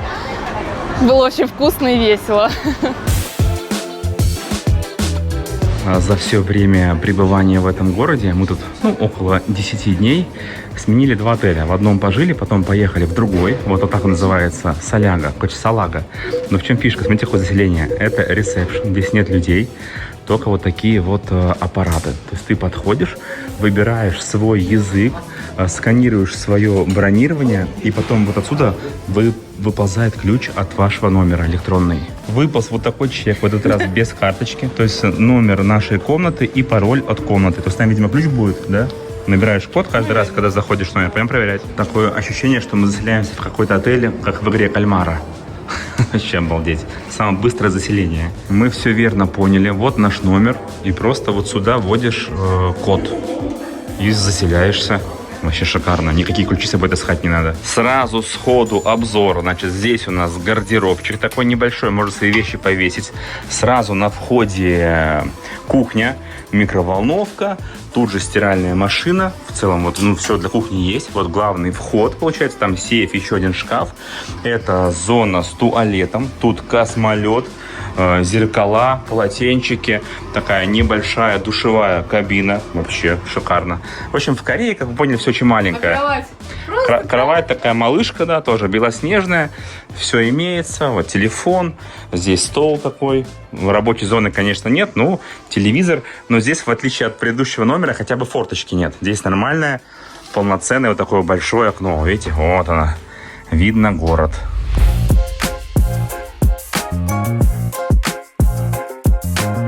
Вообще классно для разнообразия. Вот мы жили в центре, там эти небоскребы, заселиться куда-нибудь, где такие низкие здания, где можно посмотреть, как люди живут. То есть вот такие вот улочки, кто-то только на работу едет. И, короче, чем мне нравится вот здесь, в Южной Корее, особенно в Сеуле, если вспомнить Китай, где мы с вами были, там реально есть нечего. Вот эта китайская кухня острая, максимально, что для нашего организма такое пригодно, это пельмени. А здесь, ребята, изобилие, и стейки, очень много всего вкусного. Вот сейчас, для примера, мы пришли позавтракать. Такая вот кафешечка прямо на улице. Настолько тепло стало, что мы можем сесть уже на улице. И это канадская кухня. Вот смотри, необычно. ну вот ты в Китае такое съешь, вот в Китае лосось, булочка из тоста, здесь авокадо нарезано. Вы в Китае так никогда в жизни не поедите. Принесли еще, посмотрите, какая красота, обалденно. Вот тут у нас еще яйца бенедикт, шикарно. Омлет с грибочками, с трюфелем. Обалденно. Поэтому, если вдруг вы боитесь, что будет плохо с едой, то, ребята, вот мы на личном примере вам показываем, что обязательно приезжайте в Сеул, в Южную Корею. У меня аж слюна потекла. Вам точно понравится. Сам себе завидую. В шоке. Я сам не думал, что здесь, в Южной Корее, будет так вкусно. У нас есть один принцип, по которому мы оцениваем уровень заведения. Готовы ли мы сюда вернуться и повторить это? Ты готова? Да, И очень я вкусно. готов. Мы завтра сюда придем, поэтому, ребята, вам от души рекомендуем. Называется вот так вот Starch. Это канадское заведение.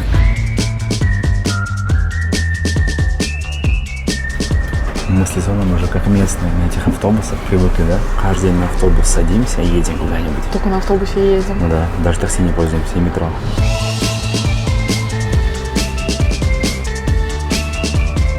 В Японии есть знаменитый фотоспот, магазин Lawson и позади гора Фудзи. Так вот, здесь, в Сеуле, тоже есть такая точка, только 7-Eleven и гора Намсан. И именно отсюда начинается очень классный такой маршрутик немножко в горы. Если вдруг вы задаетесь вопросом, стоит ли брать с собой дрон в Сеул, то, ребята, не стоит. Классно, что прямо в городе, вот мы с автобусной остановки идем минуты 2, наверное, и ты уже начинаешь подъем в горы. То есть здесь и мегаполис, и прямо внутри мегаполиса горы, куда можно забраться и вот таким образом прогуляться. Примечательно то, что маршрут идет вдоль старой городской стены, внутри которой был город. Вот такая вот она красивая стена. И я так понимаю, что нам с вами вон туда нужно по лестнице будет на самый верх забраться. Прикольно такие будочки по дороге. И, кстати, для кошек они именно, да? Удивительно. Как думаете, почему для собак нет? Напишите в комментариях. Если вдруг соберетесь сюда, in Van Sam Mountain, you know? Приходите, я погнал на самый верх. С этих ребят нужно брать пример. Короче, идем вдоль этой стены, вон туда, и посмотрите, как сделали тропинку. То есть тут была обычная земля, и сверху такой мягкий настил какой-то матерчатый, да? Из веревок, что ли? Очень кайфово идти по нему. А как вам вот такой вариант? Видите камни справа? Что бы вы подумали такое? Это фонари. Светодиодные, блин, фонари. Чтобы эта стена ночью подсвечивалась. Мы перед тем, как сюда поехать, смотрели разные видео про Сеул на ютубе.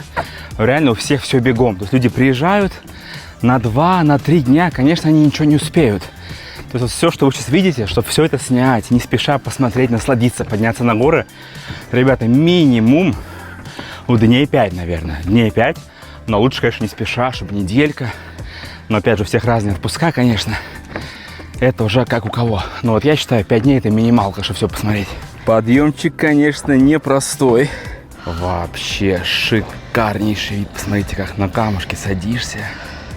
И панорама на 360 градусов. Супер.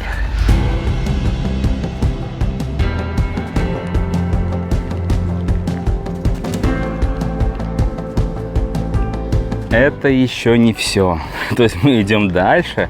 Тут даже вон камеры установлены, чтобы, если что, фиксировать, кто упадет, сорвется. Еще вон та вершина, нам на нее нужно забраться.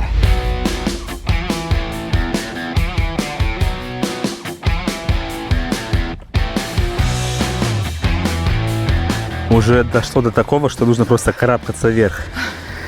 Почти вертикально. Напомню вам про дворец Кёнбакун. Помните? Пожалуйста. Вот он прямо здесь у вас на экране. По центру вид с воздуха. И даже дрон никакой не нужен. Да и вообще отсюда видно все масштабы наших посещений и перемещения по городу. Вот она башня. Там мы с вами сочного бургера отведали. Помните же, да? А вон там, вон та башня. Высоченный небоскреб. Это где мы с вами по парку гуляли, где Сакура и парк аттракционов. Высота 339 метров. Смешная какая-то. Смешная, кажется, но подъем непростой. Зато, смотрите, отсюда видно всю структуру города, как он расположен. Вот, то есть вокруг идут горы, и везде высотные здания, небоскребы. Вообще, я когда сюда летел, не думал, что город расположен именно вот так. Здесь много гор и зелени. Потрясающее место, шикарные панорамы. Очень круто. И в конце романтический поцелуй. Потный. И, кстати говоря, та самая стена, которая с самого низа идет, она идет сюда на вершину. Обалдеть. Вот это усилие. И самое приятное, это то, что здесь маршрут круговой. То есть мы там шли, поднялись на самый верх, и обратно не нужно идти по тому же маршруту, потому что будет неинтересно. Обожаю такое. То есть ты уже в противоположную сторону уходишь до самого низа, и у тебя все будет абсолютно новое. Вот это кайф. Какая же здесь крутая инфраструктура, Я ребята. всегда мечтала так сделать. Знаешь, как снег стряхивает? Сакура падает. Очень Мы красиво. спустились прямо с гор, такая беседочка, сразу же Боже. какие-то парки. И все это на территории города. Инфраструктура одна из самых топовых вот это? городских. Вот это просто вот, сразу же туалет. Вот что, просто сразу туалет. бесплатно. Я в шоке. Я еще раз повторюсь, инфраструктура просто топовая. Потому что мы только что были на горе, ходили, гуляли, спустились. А здесь нас уже ждет комфортный автобус. Карточку приложил и едешь в центр города. А вот и очередное вкусное место. Нет, это не вот это вот место. Нет, это не то. Это нам нужно через дорогу перейти. Давай аккуратненько дорогу переходим. Да, вот сюда. И вот эта кафешечка знаменитая. На первом этаже здесь все заказывается, оплачивается. Вот такие вот черепашки встречают. И можно пойти наверх. Мы сели в ожидании звонка, потому что нам дали вот такую черепашку. Она зазвенит, когда десерт будет готов. А здесь написано как раз таки название. Вот так называется это заведение. Я считаю, что мы заслужили углеводную бомбу. Закрываем углеводное окно. Короче, ребята, подача просто невероятная. Взяли, во-первых, себе 2 чая, разные напитки со льдом. Очень вкусно. Очень вкусно. И это 2 шикарных десерта. Там огромный выбор, но мы решили такие попробовать. То есть это получается моти. Моти с каким-то блин. Ну, это моти, видите, он тянется. То есть так вот разрываешь. Вот он. Смотри. И снизу воздушные блинчики получаются. То есть можно взять, вот так вот вилочкой их подцепить. А, это блины прям, смотри. Ты поняла? Да. Это именно блины, а сверху они укутаны моти. Пробуем. Нежнейшее тесто. И я так понимаю, что нежнейший крем и моти.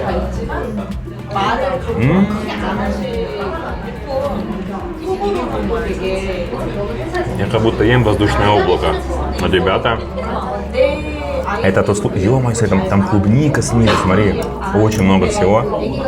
Это безумно вкусно, я не знаю, как это описать. Вот сюда 100% приходите. Приступаем к следующему десерту. Он здесь такой единственный, это матча. То есть тоже панкейки, но с матчей. И смотрите, в чем прикол. Давай прямо вот так вот делаем. Вот это да.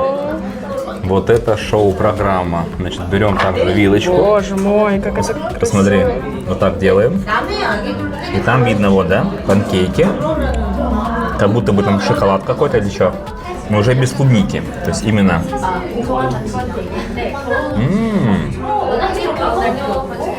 Это тоже очень вкусно. Особенно тот, кто любит вот этот матчу, вот этот вкус. Вам точно понравится. Мне, если честно, этот матча не очень нравится. Но все равно очень вкусно. Но вот это прям топ. Короче, выходим. Я говорю, Лизон, тебе понравились? Так же, как и мне десерты. Она что-то сказала? Да ну ни о чем. Вы прикиньте? Вообще не понравилось. То есть нам нельзя доверять на 100%. Я в восторге. В Сеуле нет классического центра города, как, допустим, бывает у многих европейских столиц, ну и, в принципе, там, в Питере и Москве также. Город сам разделен на районы. Есть как исторические кварталы, так и деловые. Одним из классных райончиков в городе считается Инсадон. Это такая одноэтажная застройка, старые дома, которые преобразовали в рынок. Здесь много всего продается, и вкусняшки, и сувениры. В общем, идеальное место, чтобы прогуляться.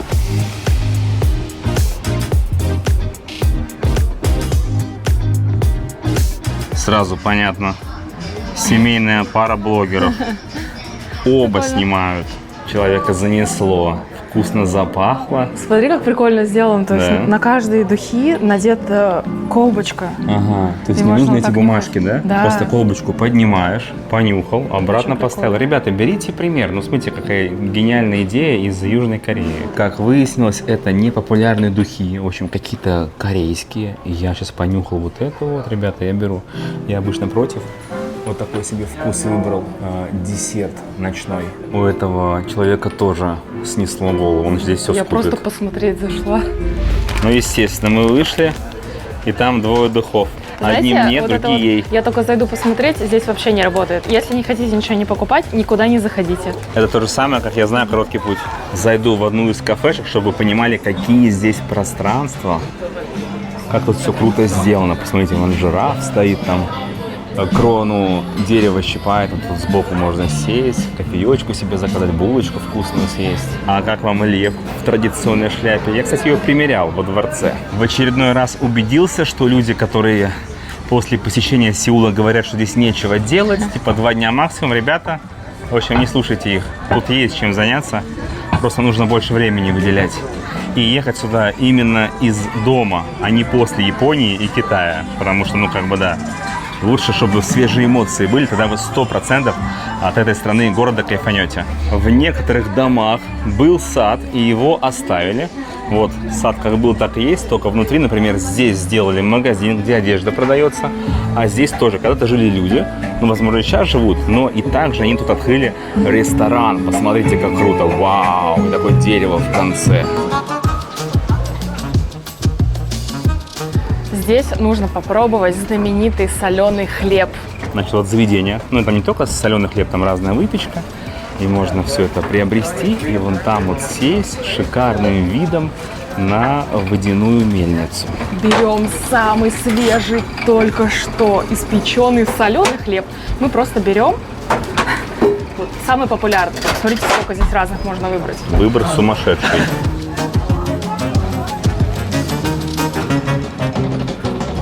Значит, садишься вот таким образом, вон там вот много людей, все также рассаживаются, и здесь все едят хлеб этот Просто соленый. хлеб едят. Под кондиционерами. Ну давайте пробовать ваши знаменитые соленые булки. Так, она вот очень воздушная, прям аж хрустит. Ё-моё. Что делаете-то вообще? Это теперь моя любимая булка. Серьезно? Знаешь, какое мокрое тесто воздушное, посмотри. Там еще, Ой, там боже что мой. вытекает еще. А что там вытекает? Какое-то масло. Мгм. Там масло сливочное. Сверху соль. Это что-то с чем-то. Это почти вкуснее, чем все, что мы ели до этого, все сладости. Вот это самый топ, ребята. Ты сейчас просто будешь в шоке. Ты сейчас упадешь за стол от вкуса. Ты вот согласись, да?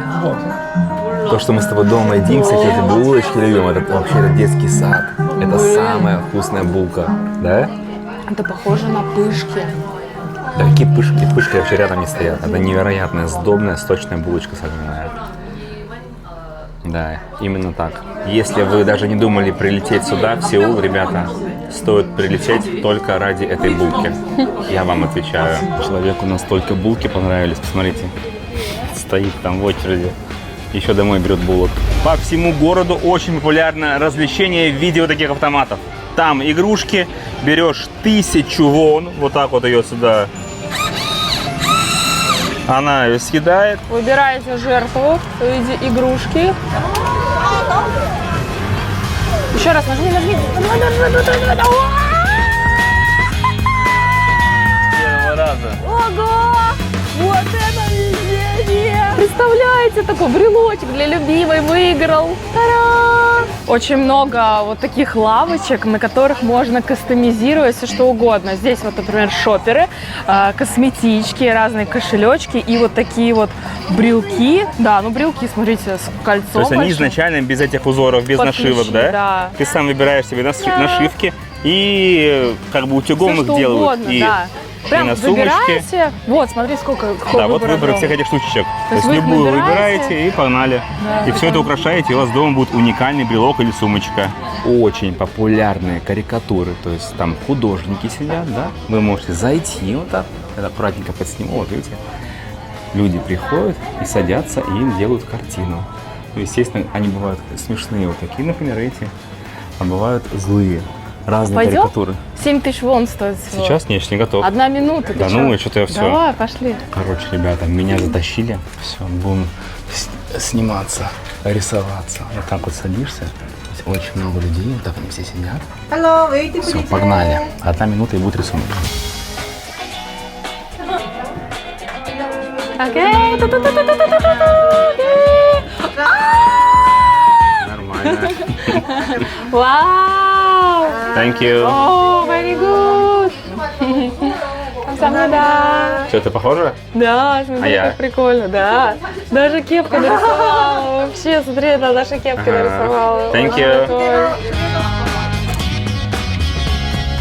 Там, я так понимаю, у меня даже микрофончик Ой, есть, да? посмотрите, вот это, микрофон, вот, нарисован. два блогера. А у меня платочек и кепки, вообще круто. Прикольное развлечение.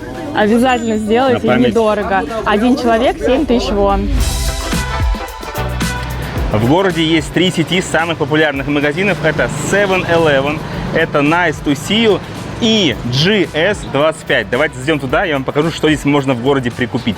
О, да, вот он рай, ребята. Кому нравятся такие маленькие уютненькие магазинчики, вам сюда. Ну, во-первых, это огромное количество холодильников, сверху донизу наполненных разным видом пива и напитками. В стране отличное потребление алкоголя. Многие пьют, потому что очень дешево. Вот, знаменитый южнокорейский напиток соджу. Само собой, большой выбор лапши быстрого приготовления. Вот она. Очень много полочек. Много там, конечно, разных чипсов и тому подобное, но я хочу сделать акцент вот на эту полочку, ребята. Вот она. Это как вот в Севене, когда вы любите что-то такое быстрого приготовления. Взял и уже ешь. Это здесь есть, но немножко по-другому выглядит. Очень много разных сосисок, на шпажках какое-то мясо, курочка. Вот разные виды крабового мяса. Ну, естественно, все это искусственное. Вот такие штуки огромные есть. Разогрел и сытый. И вот такие тоже. Знаете, как будто полноценные кастрюли. Вот они очень глубокие. Воды горячей наливаешь. Или вот, например, то есть суп с широкой или толстой лапшой. Короче, голодными вы здесь не останетесь. И, конечно же, культовый напиток молочный. Разные вкусы есть, но Лиза рекомендует брать именно банановый. Без сахара. Без сахара. Дают вот такую трубочку на кассе, или можно самостоятельно взять. Протыкаем крышечку. Такое, знаете, банановое молоко. Корейское, вкусное, сладкое. Мне вообще зашло. Мы с вами уже в ресторане пробовали традиционную южнокорейскую кухню. Вот прикольно такие трубы, смотрите, с потолка свешиваются. Еще заведение не открылось, но скоро здесь будет такой огонь. Трубы эти вниз опускаются. А так со стороны смотришь, как будто какой-то завод по производству чего-то. Пиво. Пиво, точно. Мы по разным улочкам уже ходили, гуляли, но мне, конечно, больше всего нравятся вот такие вот, когда узкие, как будто в каком-то кино, как будто бы игра в кальмара. Сейчас мужик будет стоять в эти игры играть, такие, хочешь изменить свою жизнь, давай сыграем. И на таких улочках приемлемые цены на мясо. Только посмотрите, 500 грамм 20 тысяч вон. Мы ели 150 грамм за 50 тысяч вон. Я просто в шоке. Но опять же, это был премиальный ресторан, все за тебя готовят, красивый интерьер. А здесь просто забегаловки, но при этом вот так вот можно поесть. Мы уже попробовали много разных корейских барбекю. Сейчас будет безлимитное, да? Безлимитное корейское барбекю. Вот так называется. Свинина и корова. Вот так вот называется. А, вот так называется, Cow да. and pig. Проверим, так ли здесь вкусно, как было там, где у тебя как бы ограниченное количество мяса. То есть в целом схема такая, что наш столик. здесь все нагревается. Мясо ты накладываешь сам, пойдем покажешь. Пойдемте покажу. То есть сам берешь, сколько хочешь, когда захочешь, подходишь. Типа не наелся, подходишь вот к этому холодильничку, Вот пожалуйста. здесь биф, Все это мясо, здесь оно порк. безлимитное. свинина. Также можно взять Салатики салатики, безлимитные. закусочка и соусы. Ну, пойдем пробовать. Помимо того, что сам можешь набирать, еще принесли разные закуски. В целом, как и в тех дорогих заведениях. Ну, погнали. Все, давай, Резон. То есть щипчики берем, там ножницы есть. Накладываем по традиции сюда мясо. Главное его не пережарить. Будем пробовать. Полетели. Все, мясо очень быстро пожарилось. Можно его или так есть, или в любой соус окунать. Здесь мясо тоньше. Там как будто стейки были. Там было дороже. Да, там отличается. Но все равно мясо очень вкусное. Можно брать разные закусочки и сидеть просто объедаться. Очень вкусно. Но, естественно, там, конечно, было дорого-богато. Здесь немного побюджетнее. Мы попробовали говядину, а это у нас уже пошла свининка. Полетели. Ну, она тоже тоненькая. Там, конечно, куски были потолще. Попробуем свинину прямо с пылу с жару. Я шеф-повар приготовил, но... Мне нравится. В целом, Но как все равно там круче. времяпрепровождения, Да? Конечно. То есть там мясо цена отличается выше и очень там вкуснее. сильно, Но бы просто быстро поесть тогда. и объесться безлимитно в целом почему бы и нет. Do you wanna be a bad man? Yes, you do. Do you wanna taste sweet salvation underneath the Помните, это 123-этажное здание, 555-метровое, 5-е по высоте в мире. Мы вернулись сюда в солнечную погоду, чтобы забраться наверх. Нам нужен этаж B1F. Местечко называется Seoul Sky. Билетик стоит 29 700 и на одного человека. И очень классно, что по карте MasterCard скидка 10%. Неожиданно, очень приятно. Заходим. Никого нет. Ха-ха, прикинь, никого нет. Не знаю, к чему это, но здесь «Звездные войны». Видимо, выходит новый фильм, я так понимаю, да? И каждый раз, когда что-то происходит, здесь все меняется. Сейчас вот тематика «Звездных войн». Заходим в лифт. Сейчас здесь на стенах, на потолке будет очень красиво. И мы должны подняться на 117 этаж за 1 минуту. Все набиваются. Сейчас начнется представление. Прям вылетаем в небо. Над городом. Здесь тоже «Звездные войны». В космос улетели уже? На этом лифте? Мы подумал, в космос вылетели. Вот даже планета Земля. Уши закладывают. 63 этаж уже. Такая реклама «Звездных войн» еще ни у кого не было. 117 этаж. Добро пожаловать наверх башни.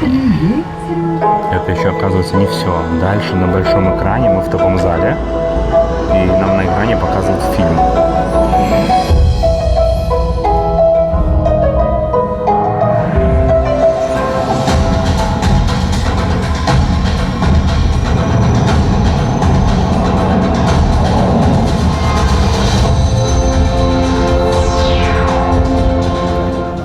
Это было технологичное вступление. А, это еще не все, что ли? Смотрите, экран поднимается. Экран поднимается, там город. Там город, да.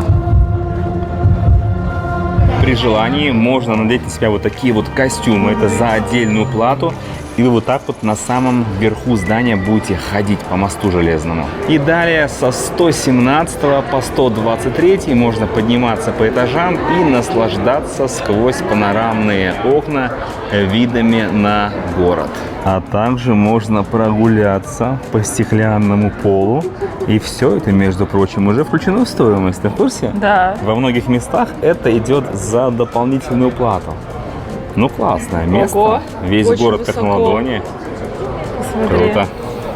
Это озеро, смотри, по которому мы гуляли. И обрати внимание, ни одной сакуры не осталось. Да, вся сакура уже отцвела. Можно себе мороженое купить. И смотрите, как все сделано. На эскалаторах вот так вот перемещаешься между этажами. Даже имеется место под открытым небом почти. Тоже панорамные окна. Но здесь уже свет солнечный падает как бы на тебя, и картинка получается поярче. Короче, как ты считаешь, место стоит того? Ну, вид красивый, на Вид самом красивый. деле. Прикольно сделано, очень высоко. Мы сейчас находимся на 486 метров, 120 этаж. Видно весь город. Но если вам нравятся более природные места, можно пойти в гору. Отсюда, кстати, видно олимпийские объекты. Олимпийский парк, когда были Олимпийские игры, они проходили именно вот здесь. Отсюда отчетливо видно, что город разделен рекой на 2 части. А то, что Лиза сказала забраться в горы, это вам вон туда. Тоже очень высоко, и тоже вид на город будет шикарный откуда. Так забавно сверху некоторые районы смотрятся. Ну, это ж как Девяткино.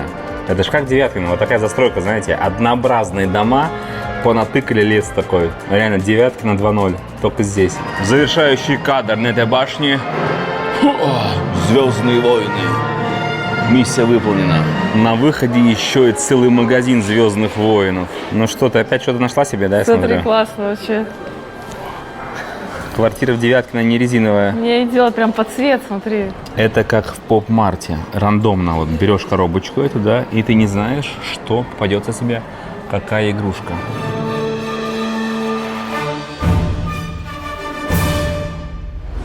В разных частях города находится классное местечко, которое называется London Bagel Museum. Там бейглы, в которые мы влюбились еще в Нью-Йорке. И вот прямо в башне тоже есть филиал. Схема здесь следующая. Ты берешь поднос, чипчики и сам выбираешь бейглы, которые хочешь. Выбор огромный.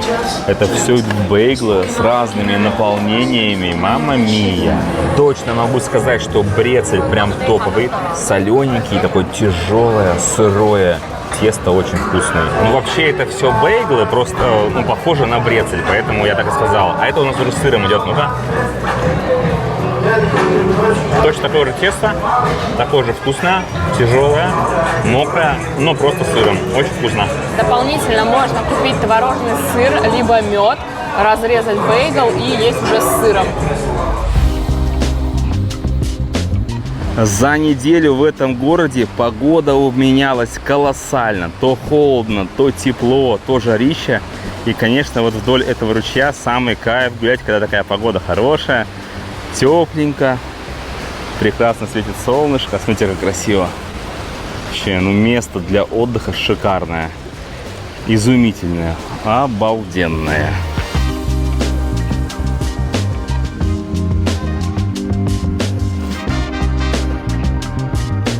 Путешествия по Южной Корее не заканчиваются. У нас впереди еще Пусан, у нас впереди еще остров Чеджу. Поэтому обязательно подписывайтесь на наш канал. Эти выпуски наверняка уже тоже на подходе. И обязательно поставьте лайк, напишите комментарий, потому что это помогает продвижению канала и вообще очень важно для нас. Оцените нашу работу, если вам понравилось. И до встречи в следующих выпусках. Всем пока-пока. Пока-пока.